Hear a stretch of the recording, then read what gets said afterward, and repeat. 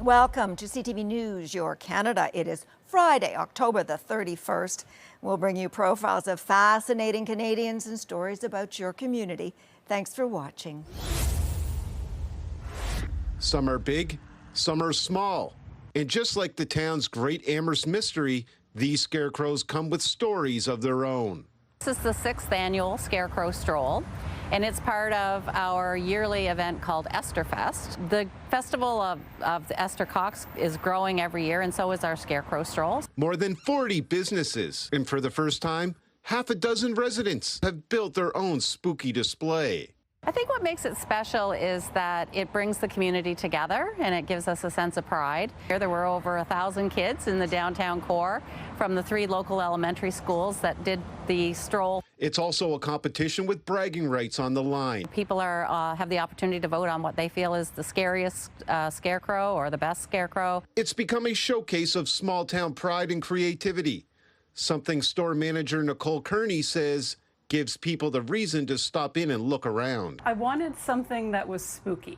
I wanted something that people would come in and kids would be terrified and tell their friends. From cobwebs to clever characters, each display is different. Everybody does something different and something new every year. So it's just a wonderful expression of creativity for everybody. Organizers say events like this keep Amherst connected, a way to celebrate the town's history while drawing new visitors. We had a lot of people coming from away this year for Esterfest, but we want to be known as the ghost capital of Canada, and that's what we're working towards. The Scarecrows will stay up through Halloween, wrapping up a 2-week festival that ends with an under-18 hockey game featuring Team Canada at the Amherst Stadium tomorrow night. Josh Smith, CTV News, Amherst. It's the ultimate meeting on the mound between holiday and history. With Game 6 of the World Series falling on Halloween night, local families and spooky season enthusiasts will have to choose between trick or treat or first pitch. Go Jays, go. This morning I woke up and I seen my Facebook feed and everybody was saying, oh, here we go. Rosemary McKenzie turns the garage of her Barrie home into a haunted garage. She says she'll be fully open for trick-or-treaters until 9 p.m. Friday night. I'm hoping that the guests that come by after 8 keep giving me the highlights. I'm not a huge baseball fan, but I say, you know what?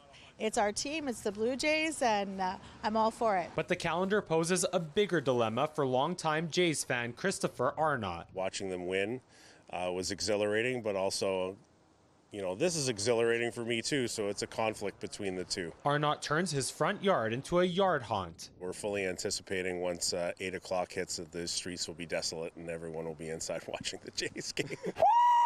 Over on Gore Drive, this home may have found the perfect compromise. We are planning to open our maze, but we will also have the game running. Jen Hawley and Daryl Peddle set up multiple projectors in their haunted maze so that everyone inside and out could watch the game. We have a group chat with my buddies, and we all immediately were like, Halloween, Game 6, what are we going to do? And I said, don't worry, we're going to take care of it. For those looking for a watch party, Paul Sadlin Motors is hoping to fill the Sadlin Arena and will be showing the game for up to 4,200 fans to enjoy. Dress up in your best Blue Jays wear and cheer on the team. They got a fantastic chance to win tomorrow night, and hopefully they do it. While Wasaga Beach will be hosting residents at its arena. Take the kids out trick-or-treating, fill up with all the candy, and then come back here to the Wasaga Stars Arena, where you're going to be able to sit in our beautiful lobby and watch on our big screen. Now, if the World Series goes to a 7th game on Saturday, everyone will be welcomed back for another Jays watch party here at Wasaga Stars Arena, which will follow the town's annual pumpkin trail that afternoon. Mike Lang, CTV News, Wasaga Beach. On baseball's biggest stage, teams are searching for any advantage against opposing pitchers. Trey Savage. Yeah. He throws from an extremely high release point. You've never seen him before. How did you prepare for him? We did a lot of traject at home, getting used to him. The Traject Arc pitching robot, created by a pair of University of Waterloo grads, is shaking up Major League Baseball by replicating pro pitchers. You're actually able to visualize the delivery. And not only that, the machine will move left and right to any release point. The technology allows you to pick anywhere you want the ball to be thrown inside the strike zone. So, for example, this one's going to go up and inside to a right-handed hitter. The Mississauga-based company is working with 25 MLB teams and their affiliates. They can project directly on screen to scale the pitcher they'll be going up against, while the machine emulates the exact release point. We actually doubled down on the ability to replicate the visual cues that the batter's going to see and go to that extra level of specificity to see that hand pronation. The advantage generally lies with the home team. At over 1,000 pounds, the Traject Arc doesn't travel with players. Both the Dodgers and Blue Jays have referenced it in recent weeks. It's something that's tough to replicate, from video or Traject, whatever you want to call it. The Traject team is constantly adapting. Even rule changes like the ABS that's coming up next year, we were prepared for that. We have that integrated into our product, and the second that it's ready, we're ready for it. The tech has even forced some rule changes of its own. The teams are really the ones who lobbied to be able to use it in game with MLB. We had to make custom modes in the app to auto-detect that a game was happening, cut off certain features, and make sure it was fitting within the rules. World-changing tech used in the World Series and being considered for other sports around the world. But for now, they're keeping their eye on the ball. Baseball, that is. Spencer Turcotte, CTV News. Follow my lead. This is not Ed Sheeran, but rather educator Derek McLaughlin, a professor at Western University who's now become a viral sensation. It's a little surreal. I mean, it's strange. The video of Professor McLaughlin singing during a lecture on ketones has amassed more than 1 million views on social media platform TikTok. I recorded it. It was a usual lecture on Thursday night, and I posted it right before going to bed. Then overnight, it blew up. It got like 1.4 million views. McLaughlin says he's always looking for creative ways to engage students, often by setting course material to songs they already know and love. This particular song, it had a line about, I'm in love with your body, and I have a lecture on ketone bodies, and I thought that worked well, so then I just created the song from there. The musical remix has struck a chord with his students. When he first started singing, I was really shocked because I wasn't expecting that, but the whole class started to get into it, and we started to sing along with him, clap with him, and it was super exciting. A lot of classes, you kind of don't have stuff to remember those things by when you're in the exam, but having someone who puts that extra effort to make songs for you, do interactive things for you, it really is inspiring and helps me memorize and do better on exams. McLaughlin has been teaching for more than 2 decades and says this isn't the first time he's brought music into his lectures. I use humor. I tell some personal stories in class to make that sense of connection with the students, because then I think they're more ready to learn if they feel like you're a person that they're connected to. Although he's not a professional singer, McLaughlin says his background in piano lessons and high school plays helps him bring a bit of performance to the classroom. And while his chemistry class may not land him a record deal anytime soon, it's clear this Western professor has found the right formula for learning. Rita Ismail, CTV News. Canada produced many legendary rock bands, but few could work a guitar like Montreal-born Frank Marino. I don't think there's anybody like Frank, basically. And guitarists who play and good guitarists know exactly Frank's skills. Frank Marino is recovering from a very long illness. He agreed to give us a rare interview, but he was not ready to go on camera. So we talked over the phone. Now in his 70s, Marino says playing guitar was always a spiritual experience. When someone says, "Did you have a good gig?" I'm really looking for, did I get out of myself and go into the spiritual side of what I did, or did I just move my fingers?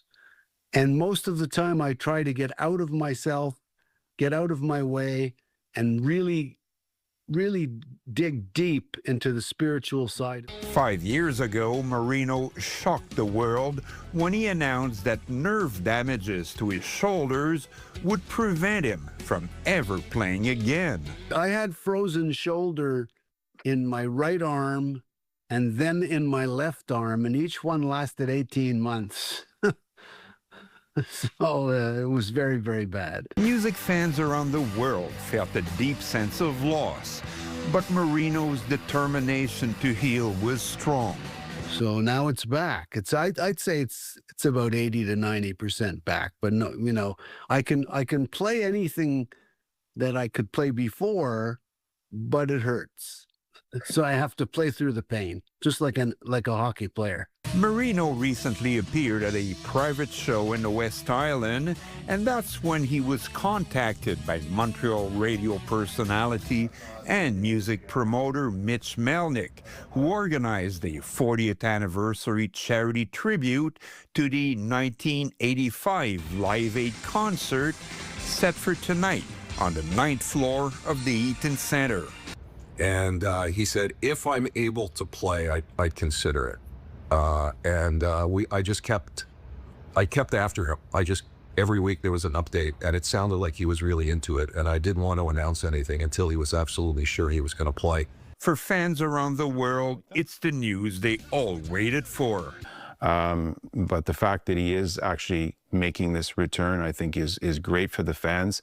Whether it leads to something else, who knows? Marino himself hasn't ruled out a full return to performance. Yes. I mean, I'm going to find out on Thursday if I still have that. Because, you know, they're waiting for me to come out and do a lot of different kind of things. It's a return to the stage most fans say they never thought would happen. Stéphane Giroux, CTV News. Fithrashi waiting with anticipation. We're just excited. We were here for like 14, 15 years. We didn't have any store near us. She's one of the first in line for the grand opening of Food Basics, the first grocery store in the Barrhaven community of Half Moon Bay. I was looking forward to it. It's they have all the stuff that we want.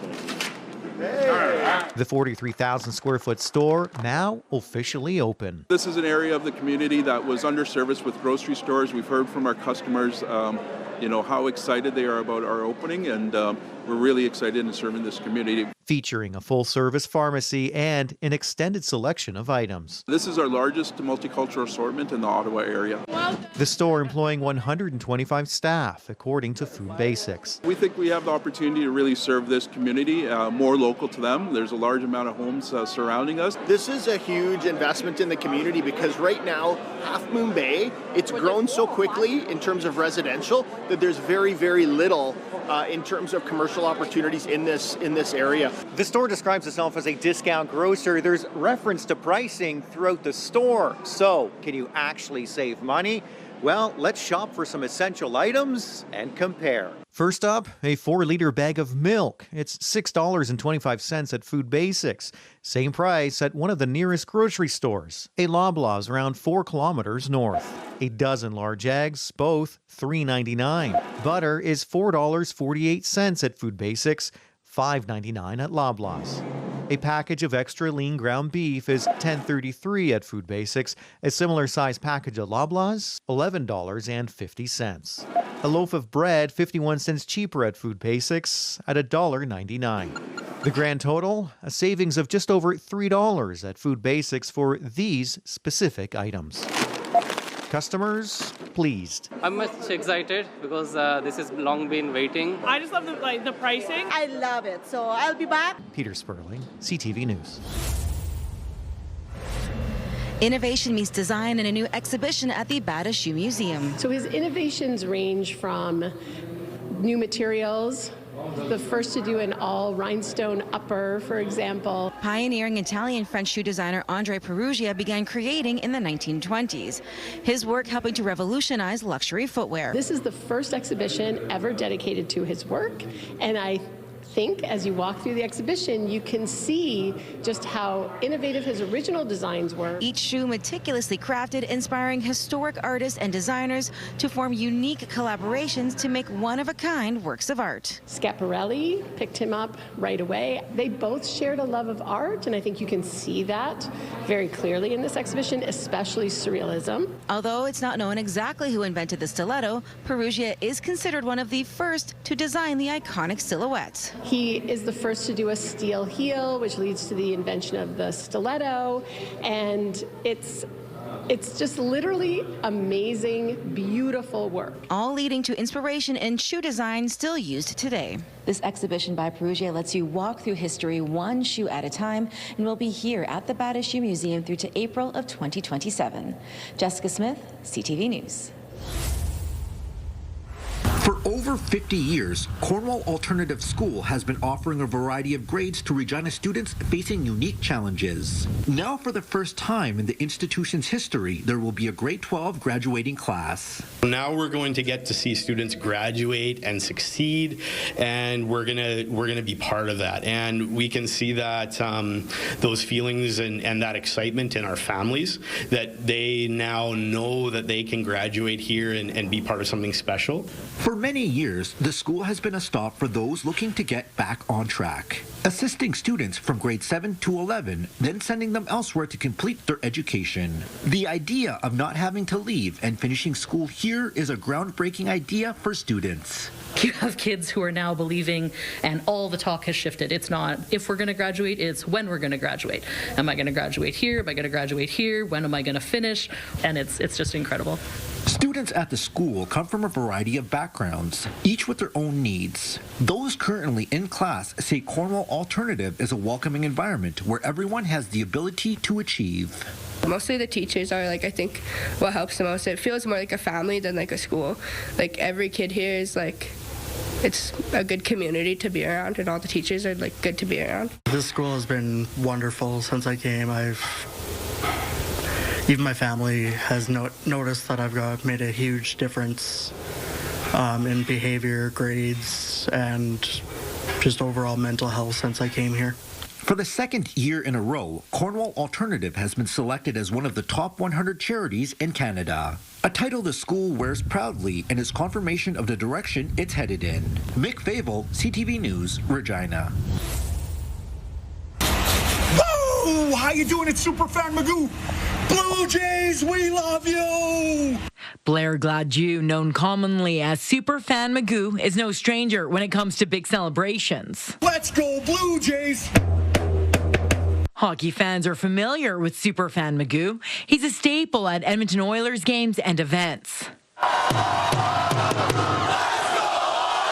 This month, he's been going back and forth between cheering on his Oilers and his Blue Jays. They're in the World Series. They're up 3-2 and have a chance to win it in Canada. Whoa, man! Every emotion's running through the body right now. Gladue was a teenager the last time the Jays won the World Series. He says he's still in disbelief thinking about this postseason run. You just get emotional thinking of all of Canada behind the Blue Jays. Oh, I'm gonna get emotional here thinking of they have a chance to win this at home. Local fans thinking about flying to Toronto to catch the game in person are in for a sticker shock.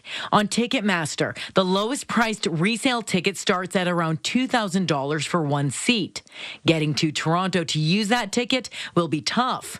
Direct flights before the game are either sold out or going to cost you at minimum $800. Let's go Blue Jays!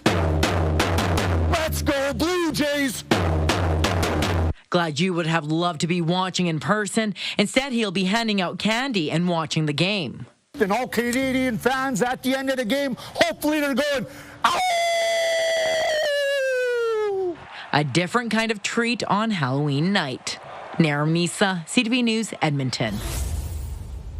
From California to the Calgary Tower, these American tourists have spent the last week seeing some amazing Canadiana. Why not Calgary? It's a large city. It's very cool. We actually started by the Icefield Parkway, and we saw awesome views, and we thought, okay, that's great nature. Now let's come to a civilized area. And new numbers show it's not just here. Destination Canada says the national tourism sector generated $59 billion between May and August this year. That's up 6% over last summer and a new record. It's more than just the numbers, though. It's actually about what that is doing for the economy and how that's actually affecting people's businesses. So that means businesses are thriving, people are making money here. Even after last year's record high, visitors to Alberta have so far increased 9% this year. Because Alberta's on the map, word's out, secret's out, everybody wants to come to our backyard, and we're, open and welcome and would love to have them. Destination Canada says all that travel has meant big things for accommodation providers. National hotel occupancy reached almost 81% in August, the highest it's been since 2014. And it's been driven a lot by the Prime Minister's announcement earlier this year about the Canada Strong Pass, and that alone helped drive increased vehicular traffic into Calgary. A pass extension is coming, and many Canadians are still boycotting American travel, so many in the industry believe more people are on the way. Tim Brooke, CTV News, Calgary. Jason Perry is in the midst of a journey he never expected to begin. It was a shocker, for sure. During the pandemic, he lost his custom cabinet business. Overwhelming stress. Followed by his home. I'm just living in the bush.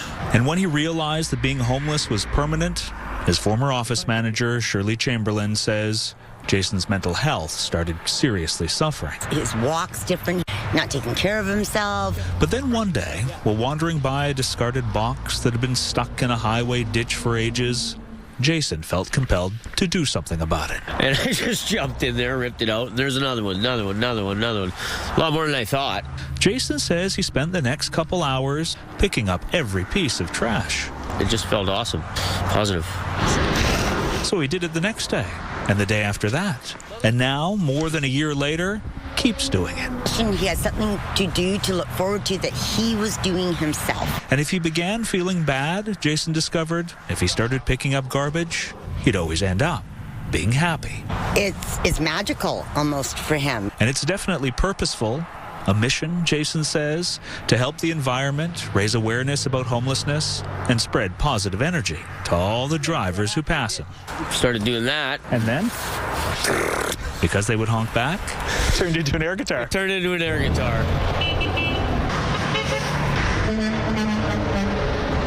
The more excited the traffic gets, the more motivated I get. And the more people you make smile, Jason says, the more likely they'll smile at someone else. It spreads like wildfire.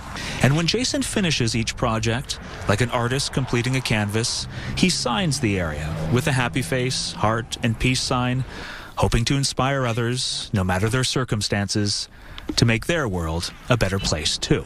Making a difference his way, the community being receptive of it, is a beautiful thing. Adam Swansky, CTV News, Parksville.